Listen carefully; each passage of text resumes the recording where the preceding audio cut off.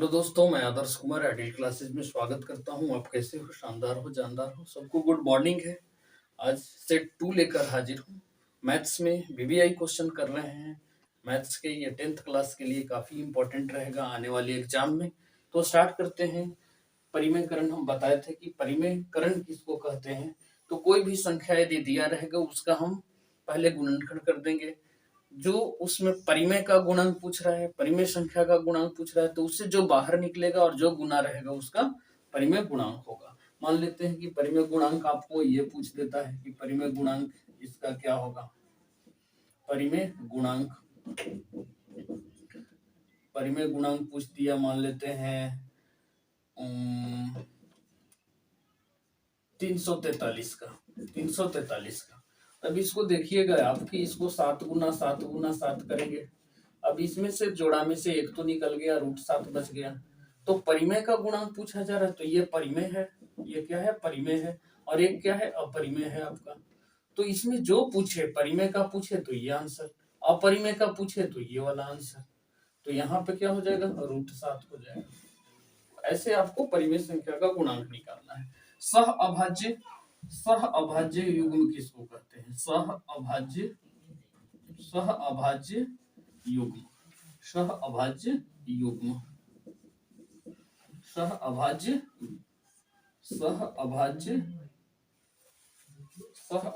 युग्म पूछा जा रहा है। तो सह अभाज्य युग्म उसको कहते हैं दो संख्या का यदि मसा 1 आ जाता है, कोई दो संख्या का युग्म जिसका मसा कितना हो जाए? 1 आ जाए, तो उसको कहेंगे सह अभाज्य युग्म। जैसे मान के चलिए 9 और 16 दिया है। 9 और 16 में यदि हम इसका मौसा निकालते हैं तो क्या आएगा?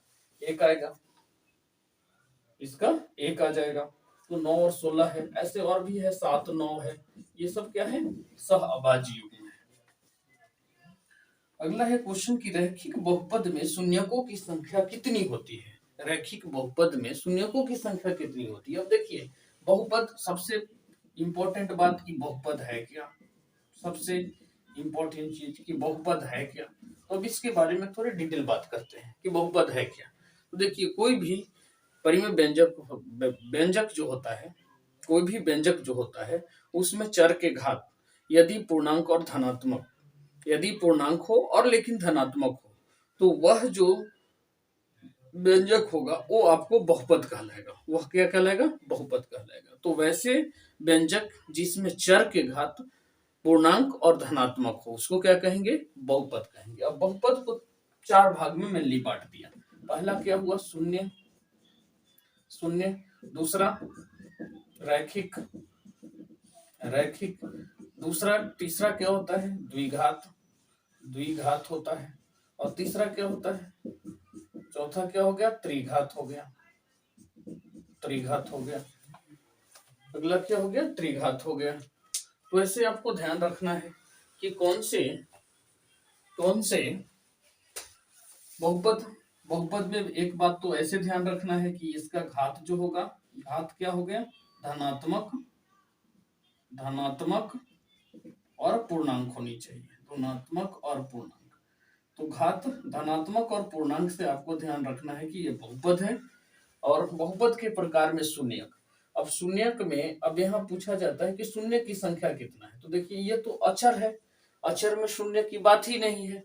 तो बात यहाँ से शुरू होती है कि रैखिक में जो हल होता है, मतलब इसका शून्यक होता है वो 1 होता है। शून्यक की संख्या 1, और इसमें शून्य की संख्या 2 और इसमें 3। इसमें शून्य की संख्या नहीं है, इसमें शून्य की संख्या नहीं लेना है, कोई शून्यक नहीं होगा, कोई शून्यक नहीं होती है। तो बहुपद में ये शून्यक याद रखना है। अब देखिए, यहाँ पे कोई शून्यक नहीं होता है, यहाँ पे होता है, तो इसको ax + b के रूप में दिखाया जाता है। और यहाँ पे शून्यक जो होता है x बराबर -b/a होता है। यहाँ पे शून्यक अल्फा और बीटा होते हैं, यहाँ पे अल्फा, बीटा और गामा होते हैं, 3। यहाँ से आपको ये भी याद रखना है कि अल्फा + बीटा बराबर -b/a होता है। अल्फा × बीटा c/a होता है, ये ध्यान रखना है। यहाँ भी ऐसे ही अल्फा + बीटा + गामा -b/a याद रखना है। Alpha into beta into gamma, यहाँ सी बाई ए याद रखना है, ले डी बाई ए याद रखना है, ठीक है। और यहाँ alpha alpha beta beta gamma gamma alpha आपको याद रखना है सी बाई ए, सी बाई ए याद रखना है। तो ये आपको ध्यान रखना है। शून्यकों की संख्या रैखिक में एक, द्विघात में दो, त्रिघात में तीन, ये इसमें शून्यक निकालने का रूल ये है। यहाँ पे अल्फा और बीटा शून्यक होते हैं, तो अल्फा प्लस बीटा बराबर minus B by A, alpha into beta बराबर सी बाई ए। और भी डिटेल चलेंगे। तो द्विघात बहुपद का सूत्र आप याद रखिएगा, काफी इंपॉर्टेंट एकदम। द्विघात बहुपद बराबर होता है x square minus alpha plus beta into x plus alpha into beta हो जाता है। ये द्विघात का आपको सूत्र याद रखना है। तो ऐसी सारी बातें हो गई। अब कहता है अगले क्वेश्चन में कि 14 नंबर क्वेश्चन है कि बहुपद x माइनस वन का शून्यक है, x माइनस वन का शून्यक है, तो 0 लगा देते हैं और x बराबर 1।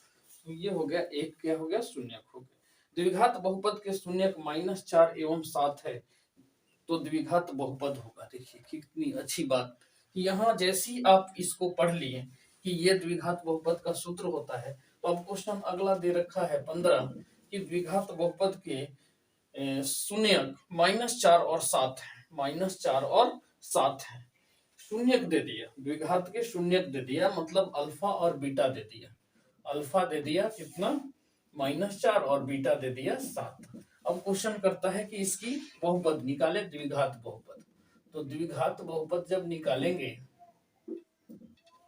द्विघात बहुपद जब निकालेंगे बहुपद, तो क्या लिखेंगे, x square minus alpha plus beta into plus alpha into beta, ये एक्स हो गया यहाँ। अब यहाँ x square minus alpha -4 plus 7 into x plus -4 गुना 7, ये हो जाएगा एक्स स्क्वायर, ये देखिए 3 हो गया, -3 एक्स, और यहाँ हो जाएगा -28, ये हो गया आपका आंसर।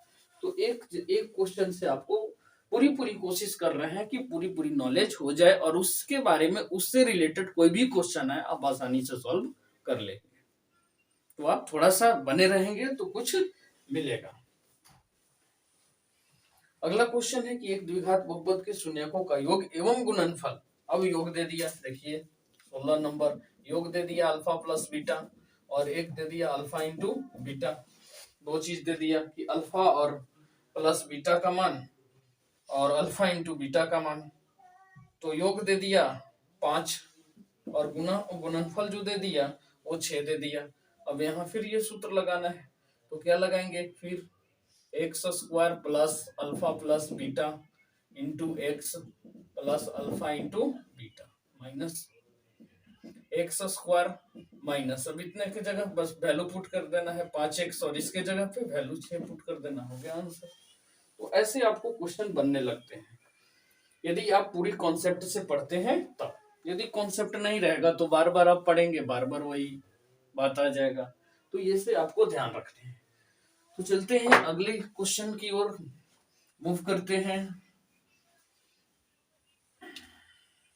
हो गया, चलिए पढ़ जाते हैं।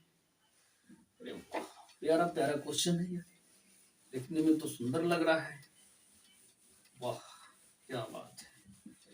चलिए आगे क्वेश्चन करते हैं, बहुत सुंदर सुंदर और प्यारे प्यारे क्वेश्चन को लेकर। वीडियो के अंत तक जरूर बने रहिएगा, जिससे आपको कुछ मिलेगा। जो जगेगा उसको मिलेगा, जो सोएगा वो खोएगा। इसलिए पढ़ते रहें, खुश रहें। अब देखिए यहाँ पे Y square minus 6y plus 8, question है 17। अब यहाँ से पूछा जा रहा है कि शून्यक अल्फा और बीटा है। अरे वाह क्या बात है, अल्फा इंटू बीटा का मान होगा, अल्फा इंटू बीटा का मान होगा। अरे वाह क्या बात है, Y square minus 6y plus 8, alpha into beta का मान -b बाई ए होता है, अल्फा इंटू बीटा का मान c बाई ए होता है, सी बाई ए होता है, सी बाई ए। अब सी कितना है 8 है, ए कितना है 1 है, तो ये कितना हो जाएगा 8। यदि योगफल पूछे आपसे तो alpha plus beta minus B by A लगा देंगे, हो जाएगा। अगला क्वेश्चन आपको मूव करेंगे तो क्वेश्चन दिया है एफ एक्स बराबर 3x square minus 7x plus 2। आपको निकालना है एफ माइनस 1। देखिए फंक्शन जो x के रूप में था ये था, अब ये फंक्शन ही 1 दिया है -1, तो 3 इंटू -1 के स्क्वायर माइनस 7 इंटू -1 प्लस 2 हो जाएगा।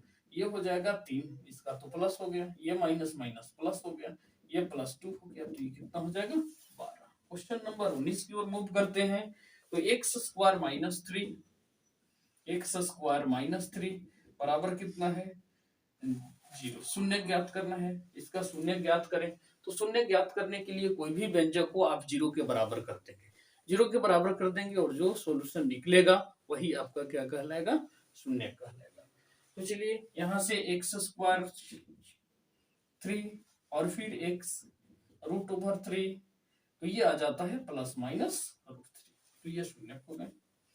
ऑप्शन आपको जिस रूप में दे, जैसे ये ऑप्शन दे देगा रूट 3 और प्लस रूट 3, तो ये आपका मेन आंसर है, एक प्लस एक माइनस। तो एक ही क्वेश्चन से आप देख रहे हैं कितने क्वेश्चन बन रहे हैं। अब क्वेश्चन मान लेते हैं इस तरह से दे दे, 20 क्वेश्चन इस तरह से दे दे, इस तरह से दे दे 20 में कि यदि x square plus x minus 1 के शून्यक पी तथा क्यू है, पी तथा क्यू है, तो पी इंटू क्यू क्या होगा, क्या है पी इंटू क्यू। अब देखिए यहाँ अल्फा जो बीटा देता है, जो अल्फा और बीटा देता है वो यहाँ पी इंटू क्यू दे दिया, पी और क्यू शून्यक है, तो बात तो वही करना है आपको, पी इंटू क्यू हो चाहे अल्फा इंटू बीटा हो, तो पी इंटू क्यू बराबर हो जाएगा सी बाई ए। अब सी का वैल्यू देखिए -1 है 1, तो ये भी हो जाएगा -1। तो ये 10 क्वेश्चन हम कंप्लीट किए, मिलते हैं नेक्स्ट वीडियो में, तब तक के लिए गुड बाय, जय हिंद।